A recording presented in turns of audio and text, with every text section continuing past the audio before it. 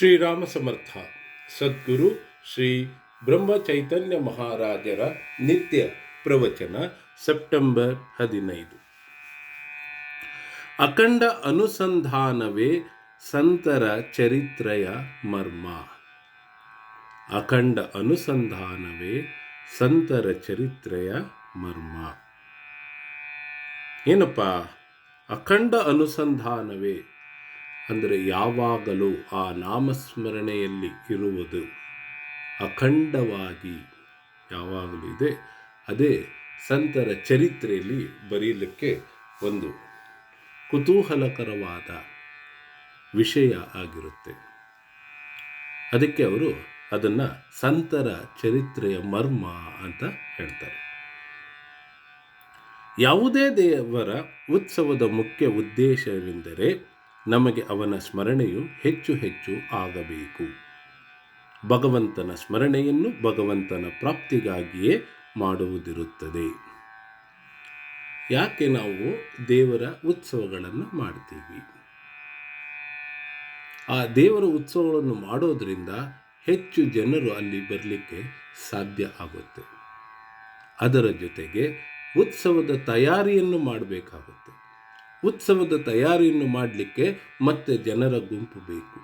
ಆ ಗುಂಪು ಸೇರಿದಾಗ ಅವರು ಆ ಉತ್ಸವದ ಯಾವ ರೀತಿ ಅದನ್ನು ನಾವು ತಯಾರಿ ಮಾಡಬೇಕು, ಅಲಂಕಾರ ಯಾವ ರೀತಿ ಮಾಡಬೇಕು, ಎಲ್ಲೆಲ್ಲಿ ನಾವು ನಮ್ಮ ದೇವರನ್ನು ಮೆರವಣಿಗೆ ತೆಗೆದುಕೊಂಡು ಹೋಗಬೇಕು ಅಂದರೆ ಅರ್ಥಾತ್ ಏನು, ಅಲ್ಲಿ ಎಲ್ಲವೂ ಆ ಭಗವಂತನ ಬಗ್ಗೆ ವಿಚಾರವಿರುತ್ತದೆ ಹೊರತು ಬೇರೆ ಯಾವುದರ ವಿಚಾರ ಇರೋದಿಲ್ಲ. ಅದಕ್ಕೆ ದೇವರ ಉತ್ಸವದ ಮುಖ್ಯ ಉದ್ದೇಶ ಇರುತ್ತೆ. ಆಯ್ತಪ್ಪ, ಅಲ್ಲಿ ಭಗವಂತನ ಸ್ಮರಣೆ ಅಂದ ಏನಾಗುತ್ತಪ್ಪ ಅಂತಂದರೆ ಭಗವಂತನ ಪ್ರಾಪ್ತಿಗೆ ಅದು ದಾರಿ ಮಾಡಿಕೊಡುತ್ತೆ. ಭಗವಂತನ ನಾಮದಿಂದ ಎಲ್ಲ ದುರಿತಗಳು ತಾವಾಗಿಯೇ ನಾಶವಾಗುತ್ತವೆ. ಭಗವಂತನ ಹೆಸರು ತಗೊಳ್ತಾ ಇದ್ದರೆ ಯಾವುದೇ ಒಬ್ಬ ವ್ಯಕ್ತಿ ವಿಷಯಿಕ ವಸ್ತುಗಳನ್ನು ಮರೀಲಿಕ್ಕೆ ಶುರು ಮಾಡ್ತಾನೆ. ಯಾಕೆ ಅಂದರೆ ಅವನ ಧ್ಯಾನ ಆ ನಾಮಸ್ಮರಣೆಯಲ್ಲಿ ಹೆಚ್ಚಾದಾಗ ವಿಷಯಿಕ ವಸ್ತುಗಳು ಕ್ಷೀಣ ಆಗ್ತಾ ಬರುತ್ತೆ. ಅದನ್ನೇ ಇಲ್ಲಿ ಮಹಾರಾಜ್ ಹೇಳ್ತಾ ಇದ್ದಾರೆ, ದುರಿತಗಳು ತಾವಾಗಿಯೇ ನಾಶವಾಗುತ್ತವೆ. ನಾಮ ತೆಗೆದುಕೊಂಡು ಪ್ರಾಪಂಚಿಕ ಸುಖ ಬೇಡಿಕೊಂಡರೆ ಕಾಮಧೇನು ಸಿಗುವಾಗ ಅದನ್ನು ಬಿಟ್ಟು ಕತ್ತೆಯನ್ನು ಕೇಳಿಕೊಂಡಂತೆ. ನೋಡಿ, ಮಹಾರಾಜರು ಎಂತಹ ಉದಾಹರಣೆಯನ್ನು ನಮಗೆ ಕೊಡ್ತಾ ಇದ್ದಾರಪ್ಪ ಅಂತಂದರೆ, ನಮಗೆ ನಾಮ ತೆಗೆದುಕೊಳ್ತಾ ಇದ್ದೀವಿ, ನಾಮಸ್ಮರಣೆ ಅಖಂಡವಾಗಿ ನಾಮಸ್ಮರಣೆ ಮಾಡ್ತಾ ಇದ್ದೀವಿ. ಆದರೆ ಆ ನಾಮಸ್ಮರಣೆ ಮಾಡ್ತಾ ಮಾಡ್ತಾ ನಾವು ಅಲ್ಲಿ ಪ್ರಾಪಂಚಿಕ ವಸ್ತುಗಳನ್ನು ಕೇಳ್ಕೊಳ್ತಾ ಇದ್ದರೆ ಏನು ಪ್ರಯೋಜನ? ಕಾಮಧೇನು ನಮ್ಮ ಹತ್ರ ಇದೆ. ಕಾಮಧೇನು ಇದ್ದಾಗ ಕಾಮಧೇನು ಏನು? ನಮ್ಮ ಮನಸ್ಸಿನಲ್ಲಿ ಕೇಳಿಕೊಳ್ಳುವ ಎಲ್ಲ ವಸ್ತುಗಳನ್ನು ಕೊಡುವಂತಹದ್ದು. ಕಾಮ ಅಂದರೆ ಏನಪ್ಪ? ನಮ್ಮ ಮನಸ್ಸಿನಲ್ಲಿ ಉತ್ಪತ್ತಿಯಾಗುವ ಆಸೆ. ಆ ಆಸೆಗಳು ಪ್ರಾಪಂಚಿಕವಾಗಿರಬಹುದು, ಪಾರಮಾತ್ಮಿಕವಾಗಿಯೂ ಇರಬಹುದು. ಅದಿದ್ದಾಗ ನಮ್ಮ ಹತ್ತಿರ ಆ ಕಾಮಧೇನು ಸಿಗ್ತಾ ಇದೆ ಅಂದಮೇಲೆ ನಾವೇನು ಮಾಡ್ತಾ ಇದ್ದೀವಿ?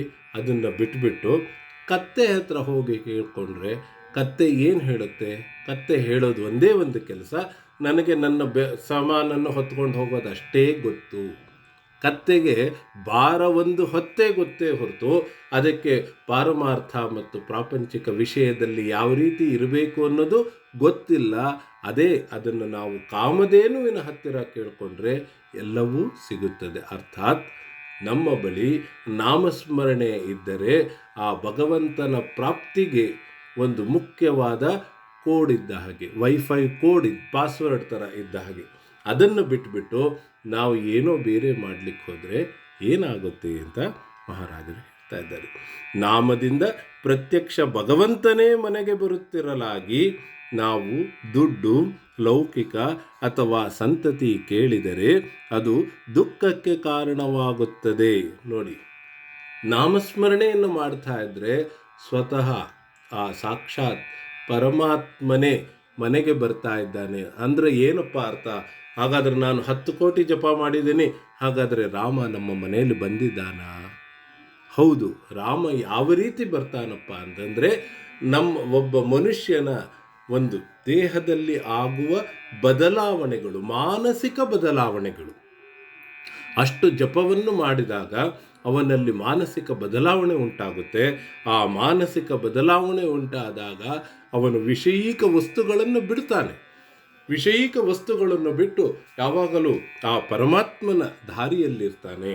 ಹಾಗಾಗಿ ನಾವು ಭಗವಂತ ಬರಬೇಕಾದ್ರೆ ನಾವು ಕ್ಷಣಿಕ ವಸ್ತುಗಳಾದಂಥದ್ದು, ಏನಪ್ಪ, ನನಗೆ ಊಟ ತಿನ್ನಲಿಕ್ಕೆ, ಊಟ ಮಾಡಲಿಕ್ಕೆ ದುಡ್ಡಿಲ್ಲ, ಅದಕ್ಕೆ ನನಗೆ ದುಡ್ಡು ಕೊಡು, ಹೀಗೆ ನಾವು ದುಡ್ಡನ್ನೇನಾದ್ರು ಕೇಳೋದು, ಅಥವಾ ಲೌಕಿಕ, ನನ್ನ ಮಕ್ಕಳಿಗೆ ಮದುವೆ ಆಗಿಲ್ಲ, ಮಾಡಿಸ್ಕೊಡಿ. ಅರೆ, ಭಗವಂತನೇ ಇಲ್ಲಿ ನಮ್ಮನ್ನು ಹುಟ್ಟಿಸಿದ್ದಾನೆ ಅಂತ ಹೇಳಿದ ಮೇಲೆ ನಮ್ಮ ಭಗವಂತನ ಜವಾಬ್ದಾರಿ ಅಲ್ಲವೇ? ನಾವು ಒಂದು ಸಲ ಒಂದು ಭ್ರೂಣದಲ್ಲಿ ಆ ಗರ್ಭ ಕಟ್ಟಿತು ಅಂತಂದರೆ ಅದರ ಉದ್ಧಾರ, ಅದು ಹುಟ್ಟು ಮತ್ತು ಕೊನೆಯ ತನಕ ಅದರ ಜವಾಬ್ದಾರಿ ಯಾರ್ದಿದೆ? ಅದು ಭಗವಂತನ ಜವಾಬ್ದಾರಿ ಇದೆ. ಭಗವಂತ ಅದನ್ನು ಜವಾಬ್ದಾರಿ ಅವನು ತಗೊಂಡವಾಗ ಅದನ್ನು ನಾನು ತಗೊಂಡು ಏನು ಮಾಡಲಿಕ್ಕೆ ಸಾಧ್ಯ ಇದೆ? ನಾನು ಏನೂ ಮಾಡಲಿಕ್ಕೆ ಆಗೋದಿಲ್ಲ. ಅದನ್ನೇ ಪ್ರತಿ ಸಲಹ ಮಹಾರಾಜರು ಹೇಳ್ತಾ ಇರೋದೇನಪ್ಪ, ಎಲ್ಲವನ್ನೂ ರಾಮನಿಗೆ ಬಿಡಿರಿ, ರಾಮನೇ ಕರ್ತ, ಎಲ್ಲದಕ್ಕೂ ರಾಮನೇ ಕರ್ತ. ಒಂದು ಜೀವ ಇಲ್ಲಿ ಬಂದು ಭೂಲೋಕಕ್ಕೆ ಬರಬೇಕು ಅಂದರೆ ಅದರ ಎಲ್ಲ ವ್ಯವಸ್ಥೆಯನ್ನು, ಊಟ, ತಿಂಡಿ, ಬಟ್ಟೆ, ವಿದ್ಯಾಭ್ಯಾಸ, ದ್ರವ್ಯ ಎಷ್ಟು ಸಿಗಬೇಕು, ಯಾವ ಸಮಯದಲ್ಲಿ ಮದುವೆ ಆಗಬೇಕು, ಯಾವ ಸಮಯದಲ್ಲಿ ಇವನಿಗೆ ಮಕ್ಕಳಾಗಬೇಕು, ಪ್ರತಿಯೊಂದನ್ನು ಅವನು ಸೀಲ್ ಮಾಡಿ ಅದನ್ನು ನಮ್ಮ ದೇಹದೊಳಗೆ ಫಿಕ್ಸ್ ಮಾಡಿಬಿಟ್ಟಿರ್ತಾನೆ. ಅದನ್ನು ಯಾವುದೇ ಕಾರಣದಿಂದ ನಾವು ಬದಲಾಯಿಸಲಿಕ್ಕೆ ಸಾಧ್ಯ ಇಲ್ಲ. ಹಾಗಾಗಿ ಪ್ರತಿಯೊಬ್ಬ ಮನುಷ್ಯನು ಈ ಭೂಮಿ ಮೇಲೆ ಬರುವುದು ಅದು ಭಗವಂತನ ಜವಾಬ್ದಾರಿಯಾಗಿರುತ್ತೆ ಹೊರತು ತಂದೆ ತಾಯಿ ಒಂದು ನಿಮಿತ್ತ ಮಾತ್ರ. ಇದನ್ನು ನೀವು ತಿಳ್ಕೊಳ್ರಪ್ಪ ಅಂತೇಳಿ ಮಹಾರಾಜರು ಹೇಳ್ತಾ ಇದ್ದಾರೆ. ಅದಕ್ಕೆ ಈ ಥರ ಲೌಕಿಕ ಸಂತತಿ ಇವೆಲ್ಲ ಕೇಳಬೇಡಿ. ಇಂಥದ್ದೆಲ್ಲ ಯಾಕೆ ಅಂದರೆ ಅದು ಇಂದು ಇರುತ್ತೆ, ನಾಳೆ ಹೋಗುತ್ತೆ, ನಾಶವಾಗುವಂಥದ್ದು. ಅದಕ್ಕೆ ನಮಗೆ ದುಃಖ ಕಾರಣ ಆಗುತ್ತೆ. ನಾಮದಲ್ಲಿ ನಮ್ಮನ್ನು ನಾವು ಮರೆಯಲು ಕಲಿಯಬೇಕು. ನಾಮದಲ್ಲಿ ತಲ್ಲೀನರಾಗ್ಬಿಡಬೇಕು. ನಮ್ಮನ್ನು ನಾವು ಮರಿಬೇಕು ಅಂದರೆ ಎಲ್ಲಿ ರಾಮನಾಮವನ್ನು ಹೇಳ್ತಾ ಇದ್ದೀವೋ ಆ ರಾಮನಾಮದ ಹೊಳೆಯಲ್ಲಿ ಕೊಚ್ಚಿಕೊಂಡು ಹೋಗ್ತಾ ಇರಬೇಕು ನಾವು. ಈ ರೀತಿ ತನ್ನನ್ನು ಮರೆಯುವುದು ಸಮಾಧಿ ಎಂದೇ ತಿಳಿಯಬೇಕು. ಸಮಾಧಿ ಅಂದರೆ ಏನಪ್ಪ? ನಾವು ಜೀವಂತ ಸಮಾಧಿ ಆಗೋದನ್ನು ಕಲಿಬೇಕು. ಸತ್ತ ಮೇಲೆ ನಮಗೆ 4 ಗೋಡೆ ಕಟ್ಟು ಕೂಡಿಸಿ ಸಮಾಧಿ, ವೇದಿಕೆ ಅಂತ ಹೆಸರಿಡ್ತಾರೆ. ಅದಲ್ಲ, ನಾವು ಜೀವಂತ ಇದ್ದಾಗ ಆ ಭಗವಂತನ ನಾಮ ಸ್ಮರಣೆಯಲ್ಲಿ ಕೊಚ್ಚಿಕೊಂಡು ಹೋಗಿ ಕುಳಿತರೆ ನಮಗೆ ಪ್ರಪಂಚದ ಅರಿವೇ ಆಗಬಾರದು. ಅದನ್ನು ಅವರು ಸಮಾಧಿ ಅಂತ ಹೇಳ್ತಾರೆ. ನಾವು ನಾಮ ತೆಗೆದುಕೊಳ್ಳುತ್ತಿರುವಾಗ ಸ್ವತಃದ ವಿಸ್ಮರಣೆಯಾಗುವುದು ಸರ್ವೋತ್ಕೃಷ್ಟ ಸಮಾಧಿಯಾಗಿರುತ್ತದೆ. ನೋಡಿ, ಸಾಧನೆಗಳಲ್ಲಿ ಹೇಳ್ತಾ ಇದ್ದಾರೆ, ಧ್ಯಾನದಲ್ಲಿ ಮೊದಲು ನಾವು ಆ ಧ್ಯಾನದಲ್ಲಿ ನಿರತರಾಗಬೇಕು. ಅದಾದ ನಂತರ ನಮ್ಮನ್ನು ನಾವಲ್ಲಿ ಮರೆಯೋದು, ನಾನು ಎಲ್ಲಿ ಕೂತಿದ್ದೀನಿ ಅನ್ನೋ ಒಂದು ಅರಿವೂ ಸಹ ಇಲ್ಲ. ಅಂಥದಕ್ಕೆ ಸರ್ವೋತ್ಕೃಷ್ಟ ಸಮಾಧಿ ಅಂತ ಹೇಳ್ತಾ ಇದ್ದಾರೆ. ಯಾರು ನಾಮದಲ್ಲಿ ಇಷ್ಟು ತನ್ಮಯರಾಗಿರುತ್ತಾರೋ ಅವರಿಗೆ ಸ್ವತಃದ ವಿಸ್ಮರಣೆಯಾಗುತ್ತದೆ. ಇಂಥವರಿಗೆ ನನ್ನ ಚರಿತ್ರೆ ತಿಳಿಯುತ್ತದೆ, ಕೇವಲ ತರ್ಕದಿಂದ ತಿಳಿಯುವುದಿಲ್ಲ. ಯಾರಿಗಪ್ಪ? ತಮ್ಮನ್ನು ತಾವು ವಿಸ್ಮರಣೆ ಆಗಿ ಹೋಗ್ತಾರೆ. ನಾಮಸ್ಮರಣೆಯಲ್ಲಿ ಒಂದಾದಾಗ, ನಾಮಸ್ಮರಣೆಯಲ್ಲಿ ಕುಳಿತಾಗ ಅವರಿಗೆ ಜಾಗದ ಅರಿವೇ, ಕಾಲದ ಪರಿವೇ ಇಲ್ಲ. ಅವರು ಎಲ್ಲಿ ಕೂತಿದ್ದಾರೆ, ಏನು ಮಾಡ್ತಾ ಇದ್ದಾರೆ ಅಂತ. ಅಂಥವ್ರಿಗೆ ಹೇಳ್ತಾ ಇದ್ದಾರೆ, ಮಹಾರಾಜರು ಹೇಳ್ತಾ ಇದ್ದಾರೆ, ತಮ್ಮನ್ನು ತಾವು ಯಾರು ಈ ರೀತಿ ವಿಸ್ಮರಣೆ ಆಗ್ತಾರೋ ಅವರಿಗೆ ನನ್ನ ಚರಿತ್ರೆ ಅಂದರೆ ಮಹಾರಾಜರ ಚರಿತ್ರೆ ಏನು ಅಂತ ತಿಳಿಯುತ್ತೆ ಹೊರತು ಮಹಾರಾಜರ ಚರಿತ್ರೆಯನ್ನು ತೆಗೆದುಕೊಂಡು 10 ಜನ ವಿದ್ವಾಂಸರ ಜೊತೆಗೆ ತರ್ಕ ಮಾಡಿದ್ರೆ ಅದರಿಂದ ಏನೂ ತಿಳಿಯುವುದಿಲ್ಲ. ಸತ್ಪುರುಷರ ಚರಿತ್ರೆ ಹೆಚ್ಚು ಮನಸ್ಸಿನದಾಗಿರುತ್ತದೆ. ಸತ್ಪುರುಷರ ಚರಿತ್ರೆ ಎಲ್ಲಪ್ಪ ಎಫೆಕ್ಟ್ ಆಗುತ್ತೆ, ಮನಸ್ಸಿನಲ್ಲಿ ಆಗುತ್ತೆ. ಯಾಕೆ ಅಂದರೆ ಆ ಸತ್ಪುರುಷರ ಚರಿತ್ರೆಯನ್ನು ಓದ್ತಾ ಓದ್ತಾ ನನ್ನನ್ನು ನಾನು ಮರೆತಾಗ ಆ ಸತ್ಪುರುಷರೇ ನನ್ನಲ್ಲಿದ್ದಾರೆ ಅನ್ನೋ ಒಂದು ಅನುಭವ ಬರುತ್ತೆ. ಹಾಗಾಗಿ ಅಲ್ಲಿ ಓದುತ್ತಿರುವ ಘಟನೆಗಳನ್ನು ಓದ್ತಾ ಇದ್ದರೆ ಕಣ್ಣಲ್ಲಿ ಗಳ ಗಳ ಗಳ ಗಳ ನೀರು ಇಳಿಲಿಕ್ಕೆ ಶುರುವಾಗುತ್ತೆ. ಯಾವ ಪರಿಸ್ಥಿತಿ ಪರಿಜ್ಞಾನ ನಮಗೆ ಇರೋದಿಲ್ಲ, ಅಷ್ಟು ನಾವು ಭಗವಂತನಲ್ಲಿ ತನ್ಮಯರಾಗಿರ್ತೀವಿ. ದೇಹದ ಕ್ರಿಯಾಕಲಾಪಗಳಿಗೆ ಕಡಿಮೆ ಮಹತ್ವವಿರುತ್ತದೆ. ನಾನಿಂಥವನು, ನಾನು ಈ ರೀತಿ ಬಟ್ಟೆಯನ್ನು ಹಾಕಬೇಕು, ಇಂಥದ್ದೆಲ್ಲ ಹೊರಗಿನ ಏನು ಆಡಂಬರಗಳಿದೆ ಅದಕ್ಕೆ ಯಾವ ಬೆಲೆಯೂ ಇರೋದಿಲ್ಲ. ಅದು ಕಡಿಮೆಯಾಗ್ತಾ ಬರುತ್ತೆ, ದೇಹ ಭಾವ ಕಡಿಮೆ ಆಗುತ್ತೆ.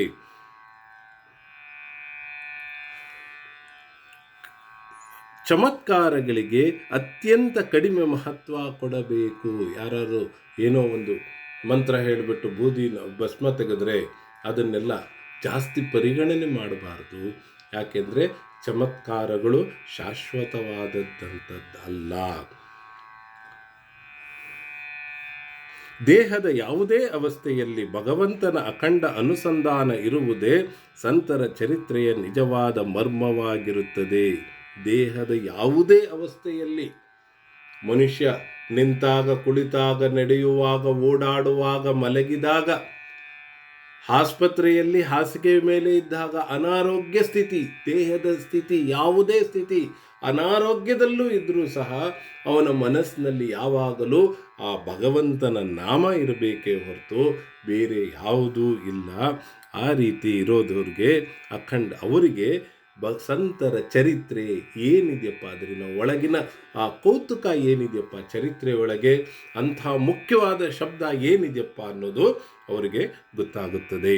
ನಾವು ಸ್ವತಃ ಭಗವಂತನಿಗೆ ಅಂಟಿಕೊಳ್ಳದ ಹೊರತು ಮತ್ತೊಬ್ಬರು ಹಾಗೆ ಅಂಟಿಕೊಂಡಿರುವರೋ ಇಲ್ಲವೋ ತಿಳಿಯುವುದಿಲ್ಲ. ಮೊದಲು ಅನುಭವ ನಾವು ಅನುಭವಿಸಬೇಕು. ನಾವು ಅನುಭವಿಸಿದಾಗ ನಮಗೆ ಆ ನಮ್ಮ ಅನುಭವದಿಂದ ಬೇರೆಯವ್ರನ್ನ ನೋಡ್ಬೋದು. ಅಪ್ಪ, ಇವನು ಭಗವಂತನ ಪ್ರಾರ್ಥನೆ ಮಾಡ್ತಾ ಇದ್ದಾನ, ಅಖಂಡ ಅನುಸಂಧಾನದಿದ್ದಾನೋ ಅಥವಾ ವಿಷಯ ವಸ್ತುಗಳಲ್ಲಿದ್ದಾನೋ ಅನ್ನೋದನ್ನು ನಾವು ನೋಡಬಹುದು. ಅದಕ್ಕೆ ಮಹಾರಾಜರು ಹೇಳ್ತಾರೆ, ಫಸ್ಟ್ ನಮಗೆ ನಾವು ಸ್ವತಃ ಅದನ್ನು ಭಗವಂತನಿಗೆ ಅಂಟಿಕೊಳ್ಳೋದು ಅಂದರೆ ಭಗವಂತನಲ್ಲಿ ಒಂದಾಗಿರೋದನ್ನು ಕಲಿಬೇಕು. ಆದ್ದರಿಂದ ಸಂತರ ಚರಿತ್ರಾಕಾರನು ಸ್ವತಃ ನಾಮದಲ್ಲಿ ತನ್ಮಯನಾಗಬೇಕು ಹಾಗೂ ಅವರ ಆಜ್ಞೆಯನ್ನು ಪಡೆದುಕೊಂಡು ಬರೆಯಬೇಕು. ನಿಜವಾಗಿ ಹೇಳಬೇಕೆಂದರೆ ಸಂತರ ಚರಿತ್ರಾಕಾರನು ಹುಟ್ಟಿ ಬರಬೇಕು. ಸಂತರ ಚರಿತ್ರೆ ನಾನು ಕೂತ್ಕೊಂಡು ಈಗ ನಾನು ಬರೀತೀನಿ, ನಮ್ಮ ಗುರುಗಳಾದ ಸಾಯಿ ಚಂದ್ರುಗಳ ಬಗ್ಗೆ ಅವ್ರದ್ದು ಬಗ್ಗೆ ಒಂದು ಚರಿತ್ರೆ ನಾನು ಬರೀತೀನಿ ಅಂತಂದರೆ ಅದು ಹಾಗೆ ಅಷ್ಟು ಸುಲಭವಾಗಿ ಬರೀಲಿಕ್ಕೆ ಸಾಧ್ಯ ಇಲ್ಲ. ಯಾಕೆ ಅಂದರೆ ಮೊದಲು ನಾನು ಆ ನಾಮದಲ್ಲಿ ತನ್ಮಯನಾಗಬೇಕು, ಆ ನಾಮದ ಊಟವನ್ನು ನಾನು ಮಾಡಬೇಕು, ಆ ನಾಮದಲ್ಲಿ ತಲ್ಲೀನನಾಗಬೇಕು, ನನ್ನನ್ನು ನಾನು ಮರಿತಾ ಇರಬೇಕು. ಅದರ ಜೊತೆಗೆ ಗುರುವಿನ ಆಜ್ಞೆ ಪಡಿಬೇಕು. ಅಪ್ಪ, ನಿನ್ನ ಕತೆ ಬರಿಬೇಕು ಅಂತ ಇದ್ದೀನಿ, ಜನಗಳಿಗೆ ತಿಳಿಸಬೇಕು ಅಂತ ಇದ್ದೀನಿ, ಅದಕ್ಕೆ ನೀನು ನನಗೆ ಆಗ್ರಹ ಮಾಡು, ಆಜ್ಞೆ ಮಾಡು. ನೀನು ಮಾಡಿದರೆ ಮಾತ್ರ ಅದು ಸಾಧ್ಯ, ಇಲ್ಲದಿದ್ದರೆ ಅದು ದುಸ್ಸಾಧ್ಯ, ಅದು ಸಾಧ್ಯವೇ ಆಗುವುದಿಲ್ಲ. ಹಾಗೆ ಮತ್ತೆ ನಿಜವಾಗಿ ಹೇಳಬೇಕು ಅಂದರೆ ನನ್ನ ಪುನರ್ಜನ್ಮ ಆಗಬೇಕು. ಚರಿತ್ರೆ ಬರೀಬೇಕು ಅಂದರೆ ಸಾಧಾರಣ ಹುಟ್ಟಿ ಬಂದಾರಲ್ಲ, ನನ್ನ ಪುನರ್ಜನ್ಮ ಆಗಬೇಕು. ಅಂಥವರಿಗೆ ಮಾತ್ರ ಸಂತರ ಬಗ್ಗೆ ಚರಿತ್ರೆಯನ್ನು ಬರೆಯಲಿಕ್ಕೆ ಸಾಧ್ಯ ಇದೆ. ನಾನು ರಾಮನ ಉಪಾಸಕನಿರುತ್ತೇನೆ, ಆದರೂ ನನಗೆ ಶಂಕರನ ಭಕ್ತರು ಬಹಳ ಸೇರುತ್ತಾರೆ. ಶಂಕರ ಹಾಗೂ ಶ್ರೀಕೃಷ್ಣ ಇವರು ಒಂದೇ ಪರಮಾತ್ಮ ಸ್ವರೂಪದ ಎರಡು ವ್ಯಕ್ತರೂಪರಾಗಿರುತ್ತಾರೆ. ಹರಿಹರರಲ್ಲಿ ಭೇದವಿರುವುದಿಲ್ಲವೆಂದು ಶ್ರುತಿ ಸ್ಮೃತಿಗಳು ಹೇಳುತ್ತವೆ. ಮಹಾರಾಜರು ಹೇಳ್ತಾ ಇದ್ದಾರೆ, ಮಹಾರಾಜರು ರಾಮನ ಉಪಾಸಕರಿದ್ದಾರೆ, ಆದರೆ ಅವರಿಗೆ ಶಂಕರನ ಭಕ್ತರು ಬಹಳ ಸೇರ್ತಾರೆ ಅಂತ ಹೇಳ್ತಾ ಇದ್ದಾರೆ.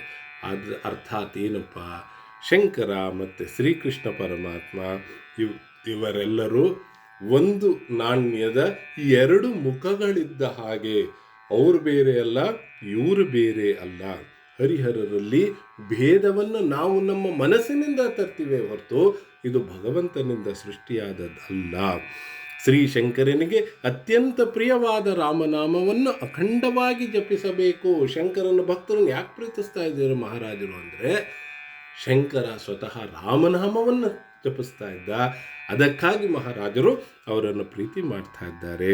ಶಂಕರನಿಂದ ಶ್ರೀ ಸಮರ್ಥನವರೆಗೂ ಆಗಿ ಹೋದ ಮಹಾಸಿದ್ಧರೆಲ್ಲರೂ ರಾಮನಾಮವನ್ನೇ ತಮ್ಮ ಕಂಠದಲ್ಲಿ ಧಾರಣೆ ಮಾಡಿರುತ್ತಾರೆ. ಅವರಲ್ಲಿ ಶಬ್ದ ಬಂತು ಅಂದರೆ ಅದು ರಾಮ್ ಅಂತ ಬಿಟ್ಟರೆ ಬೇರೆ ಏನೂ ಬರ್ತಾ ಇರಲಿಲ್ಲ. ರಾಮನಾಮದ 3.5 ಕೋಟಿ ಜಪ ಮಾಡಿದವರಿಗೆ ಅವರ ದೇವತೆಯ ಅನುಭವವು ಬರದೇ ಇರಲಾರದು. ಸಂಖ್ಯೆಗಾಗಿ 3.5 ಕೋಟಿ ಜಪ ಮಾಡೋದಲ್ಲ, ನಿಜವಾಗಿ ಅವನನ್ನು ಅನುಭವಿಸುತ್ತಾ ನಾವು ಜಪ ಮಾಡಿದ್ರೆ ಆ ದರ್ಶನ ಸಾಧ್ಯ ಇದೆ. ರಾಮನಾಮದ ಆಧಾರ ತೆಗೆದುಕೊಂಡು ಎಲ್ಲರೂ ರಾಮನನ್ನು ಹೊಂದಬೇಕು. ರಾಮನೇ ನಿಮ್ಮ ಕಲ್ಯಾಣ ಮಾಡುತ್ತಾನೆಂಬ ವಿಶ್ವಾಸವನ್ನು ಹೊಂದಿರಿ. ನಾನು ದೇವರನ್ನು ನೋಡಿರುತ್ತೇನೆ, ಆದರೆ ಯಾವ ಕಣ್ಣುಗಳಿಂದ ದೇವರನ್ನು ನೋಡಬೇಕು ಅವು ಈ ಕಣ್ಣುಗಳಲ್ಲ. ಯಾಕೆಂದರೆ ಈ ಪಂಚೇಂದ್ರಿಯಗಳೇನಿದೆ ಇದೆಲ್ಲವೂ ಈ ದೇಹ ಇರೋ ತನಕ, ದೇಹದಲ್ಲಿ ಚೈತನ್ಯ ಇರೋ ತನಕ ಮಾತ್ರ ಇದೆ. ಆದರೆ ಆತ್ಮಜ್ಞಾನದಿಂದ, ಆತ್ಮಚಕ್ಷುವಿನಿಂದ, ಜ್ಞಾನಚಕ್ಷುವಿನಿಂದ ಏನು ನೋಡ್ತೀವಿ ಅದು ನಿಜವಾದದ್ದಾಗಿರುತ್ತೆ. ಹಾಗಾಗಿ ನಮ್ಮ ಈ ಪಂಚೇಂದ್ರಿಯಗಳ ಕಣ್ಣಿನ ಮೂಲಕ ನೋಡ್ತೀವಿ ಅಂದರೆ ಅದು ಸಾಧ್ಯ ಇಲ್ಲ. ಅವು ಜ್ಞಾನಚಕ್ಷುಗಳಾಗಿರುತ್ತವೆ. ಭಗವಂತನ ನಾಮವನ್ನು ನಿರಂತರವಾಗಿ ತೆಗೆದುಕೊಳ್ಳುವುದರಿಂದ ಅವು ಪ್ರಾಪ್ತವಾಗುತ್ತದೆ. ನಾಮಸ್ಮರಣೆ ಅಖಂಡವಾಗಿ ಆಗ್ತಾ ಇದ್ದರೆ ನಮ್ಮ ಆತ್ಮದ ಜ್ಯೋತಿ ಒಳಗೆ ಅದರ ಅನುಭವ ಆಗಲಿಕ್ಕೆ ಶುರುವಾಗುತ್ತೆ. ಆಗ ಆ ಜ್ಞಾನ ಚಕ್ಷುವಿನಿಂದ ಭಗವಂತನ ದರ್ಶನ ನಮಗೆ ಆಗ್ತಾ ಇರುತ್ತೆ.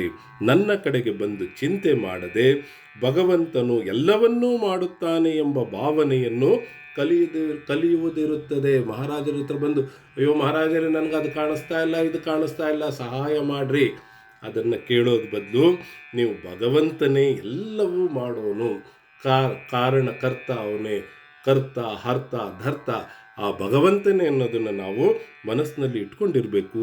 ಆ ಭಾವನೆಯಿಂದ ನಾಮಸ್ಮರಣೆಯನ್ನು ಮಾಡಬೇಕು. ಎಲ್ಲಿ ನಾಮವಿರುತ್ತದೋ ಅವರ ಹತ್ತಿರ ನಾನು ಸುತ್ತುತ್ತಿರುತ್ತೇನೆ. ನೀವು ನಾಮ ತೆಗೆದುಕೊಳ್ಳಿರಿ, ಅಂದರೆ ಯಾವಾಗಲೂ ನನ್ನ ಸಂಗತಿಯು ಲಾಭವಾಗುತ್ತದೆ. ನೀವು ಯಾವಾಗಲೂ ರಾಮನಾಮ ಸ್ಮರಣೆ ತಗೊಳ್ತಾ ಇದ್ದರೆ ನೀವು ಅದನ್ನು 100% ಬರೆದಿಟ್ಕೊಳ್ಳಿ. ನಮ್ಮ ಸುತ್ತಮುತ್ತ ಮಹಾರಾಜರು ನಮ್ಮನ್ನು ಕಾಪಾಡ್ತಾ ಇರ್ತಾರೆ ಅಂತ ಇಂದಿನ ಪ್ರವಚನದಲ್ಲಿ ಹೇಳ್ತಾ ಇದ್ದಾರೆ. ಇಂದಿನ ಬೋಧವಚನ, ಯಾರ ಮುಖದಲ್ಲಿ ನಾಮವಿರುತ್ತದೋ ಅವರ ಹೃದಯದಲ್ಲಿ ನನ್ನ ವಾಸ್ತವ್ಯವಿರುತ್ತದೆ. ಯಾರ ಮುಖದಲ್ಲಿ ಅಂದರೆ ಯಾರ ಬಾಯಲ್ಲಿ ಸದಾ ನಾಮಸ್ಮರಣೆ ನಡೀತಾ ಇರುತ್ತೆ ಅವರ ಹೃದಯದಲ್ಲಿ ಮಹಾರಾಜರು ಯಾವಾಗಲೂ ನೆಲೆಸಿರುತ್ತಾರೆ. ಅಂದರೆ ನಮಗೆ ಸಮಾಧಾನ ಸ್ಥಿತಿಯಲ್ಲಿ ನಾವಿರ್ತೀವಿ ಅಂತ ತಿಳಿದುಕೊಳ್ಳಬೇಕು. ಜಾನಕಿ ಜೀವನ ಸ್ಮರಣ, ಜೈ ಜಯ ರಾಮ್. ಇದು ನನ್ನ ಪ್ರಪ್ರಥಮ ಒಂದು ಮಹಾರಾಜರ ಚರಿತ್ರೆಯ ವಿವರಣೆ. ಎಲ್ಲರೂ ಕೇಳಿ ಇದಕ್ಕೆ ತಮ್ಮ ಏನು ಅನಿಸಿಕೆಗಳು ಏನಿರುತ್ತದೆ ಅದನ್ನು ದಯವಿಟ್ಟು ತಿಳಿಸಿ ಅಂತ ಕೇಳ್ಕೊಳ್ತಾ ಇದ್ದೀನಿ. ಸದ್ಗುರುನಾಥ್ ಮಹಾರಾಜ್ ಕಿ ಜೈ. ಸಾಯಿ ಚಂದ್ರಭ್ಯೋ ನಮಃ.